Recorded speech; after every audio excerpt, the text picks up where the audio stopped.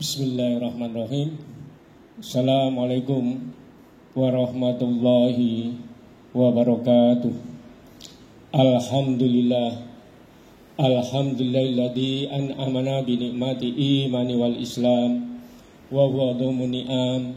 Asyhadu an la ilaha illallah wahdahu la syarikalah wa asyhadu anna Muhammadan abduhu wa rasuluh. Wassalatu wassalamu ala nabiyina Muhammadin wa ala alihi wa sahbihi ajmain, amma ba'd. Masyaallah muslimin wal muslimat, jamaah salat masjid Al-Makamah yang dimuliakan Allah.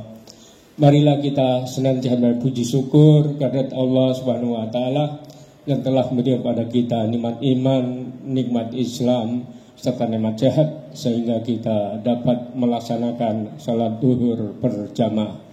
Salat dan salam kita sampaikan pada junjungan kita Nabi besar Muhammad sallallahu alaihi wasallam, pada keluarganya, para sahabat, pada umatnya, hingga masyaallah muslimin wal muslimat, jamaah Masjid Al-Makamah yang dimuliakan Allah. Pada kesempatan ini tausiah ngambil tema menuntut ilmu kewajiban bagi seorang muslim. Allah berfirman, Bismillahirrahmanirrahim. Alamal insana malam ya'lam. Dia mengajarkan kepada manusia apa-apa yang tidak diketahui. Dia di sini domir, dalam artian dia di sini Allah mengajarkan pada kita ilmu yang sangat sempurna. Di dalam surat Al-Alaq ayat 5. Kemudian ayat ini ditafsirkan di surat Al-Baqarah ayat 151. Karena Al-Quran itu ada rumus 2S 1L, sibak, siak, dan liak. Kebetulan siaknya itu ada di surat Al-Alaq ayat 5. Kemudian ditafsirkan di surat Al-Baqarah ayat 151. Allah berfirman, Bismillahirrahmanirrahim. Kama arsalna fikum rasul yatlu sunallah. Dalam artian Allah berfirman di surat Al-Baqarah ayat 51 itu, Rasulullah disuruh mengajarkan pertama itu Al-Quran, kedua itu kaitan dengan akhlak, dan ketiga itu berkaitan dengan sunnah-sunnah, yang keempat kaitan dengan bil hikmah, dan kelima itu beragam ilmu yang baru. Dari Al-Quran ini Rasulullah mengajar pada kita.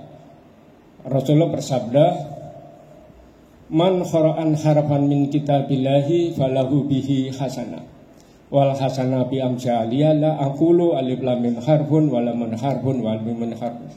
Rasulullah bersabda, bacalah suatu huruf Al-Quran, alif satu huruf, lam satu huruf, mim satu huruf, sudah 3.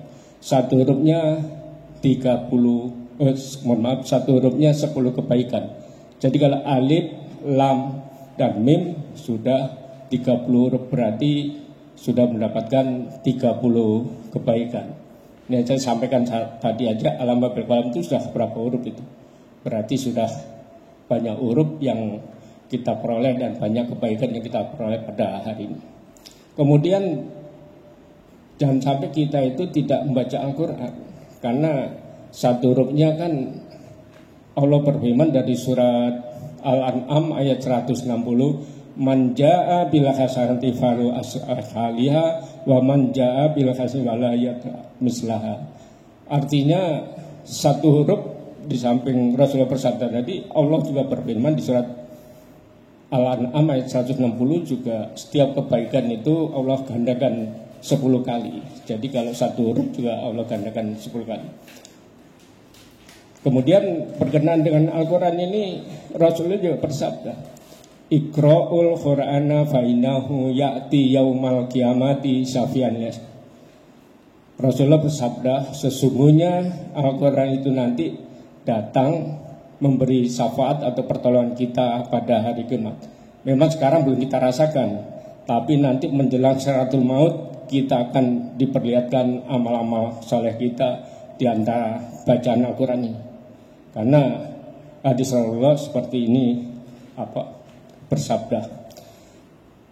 Tadi pertama Rasulullah mengajarkan Al-Quran. Kedua, Rasulullah mengajarkan pada kita itu tentang akhlak.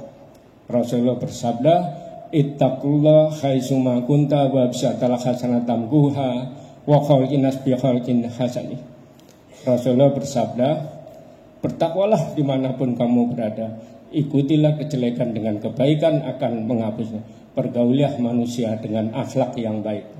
Akhlak yang baik itu dalam artinya kita menjaga hubungan baik kedua orang tua kita, sahabat-sahabat kita, dengan para jamaah ini juga termasuk kita menjalin hubungan yang baik, yaitu akhlak.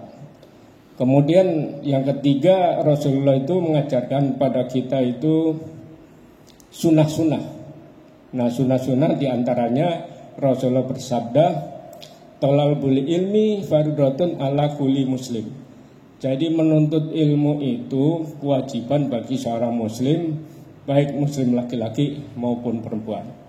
Kemudian dicontohkan lagi oleh Rasulullah berkenaan dengan sunnah-sunnah itu kaitan dengan man salaka tariqan yaltamasu bihi ilman salaka tariqan ilal jannah.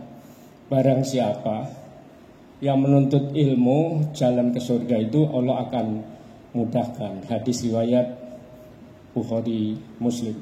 Jadi artinya barang siapa itu seolah-olah Rasul itu bicara dengan kita. Barang siapa yang menuntut ilmu akan dimudahkan jalan menuju surga. Nah, di sini sifatnya itu universal, bisa juga orang beriman laki-laki maupun orang beriman perempuan, dan orang beriman yang jarak dekat, jarak jauh itu panggilannya barang siapa. Ini kaitan dengan sunnah. Kemudian bil hikmah. Nah, bil hikmah ini Rasulullah mencontohkan pada kita firman Allah dalam surat Al-Baqarah ayat 259. Bismillahirrahmanirrahim. Yu'til hikmata may yasha wa yu'til hikmata khairan katsira wa ma yatakaru ya ulil albab. Jadi artinya bil hikmah itu mendapatkan kebaikan yang banyak dari Allah, itu pun yang Allah kehendaki. Karena di sini yang Allah kehendaki itu terutama orang-orang ya ulil albab, orang yang mau berpikir itu akan mendapatkan bil hikmah. Kemudian Rasulullah mengajarkan yang kelima itu aneka pengetahuan yang baru, baik pengetahuan itu sifatnya ilmu pemerintahan, ilmu perdagangan, ilmu pertanian, semua itu Rasulullah ajarkan. Jadi dari firman Allah yang berkenaan dengan ilmu tadi itu, Al-Quran pertama Rasulullah mengajarkan pada kita itu isi-isi Al-Quran, kedua akhlak, ketiga sunnah-sunnah, keempat bil hikmah, kelima beragam dengan ilmu yang baru. Nah, bagaimana sih cara mendapatkan ilmu ini supaya kita itu cepat mendapatkan ilmu yang diberikan Allah? Pertama itu kita harus bertakwa. Nah, bertakwa itu kita pertama untuk mendapatkan ilmu dari Allah itu supaya dia itu bertakwa. Ya, takwa di sini kan kita menjaga menjalankan semua perintahnya, meninggalkan larangannya. Kemudian yang kedua ini supaya kita cepat mendapat ilmu dari Allah itu kita peningkatan sholat. Nah, sholat ini kan ibadah ritual yang ini kaitan dengan takwa. Jadi peningkatan sholat di samping kita tadi sholat fardu lohar berjamaah, kemudian kita sholat rawatib, semuanya itu misalnya kita sholat 5 waktu itu kita laksanakan secara berjamaah, dan sunnah-sunnah kaitan dengan sholat rawatib kita laksanakan, kemudian kita sholat tahajud, sholat witir dan seterusnya. Ini peningkatan dari Pak sholat. Ini akan mudah mendapatkan ilmu dari Allah. Dan yang ketiga, kita mendapatkan ilmu dari Allah itu kita bersedekah. Artinya setelah kita mendapat ilmu itu, kita rasa syukur mendapat ilmu itu, kita diperintahkan sedekah. Mudah-mudahan yang berkaitan dengan tausiah menuntut ilmu itu adalah kewajiban bagi seorang muslim dan muslimat, ada manfaatnya. Lebih kurang mohon maaf. Billahi taufiq hidayah. Assalamualaikum warahmatullahi wabarakatuh.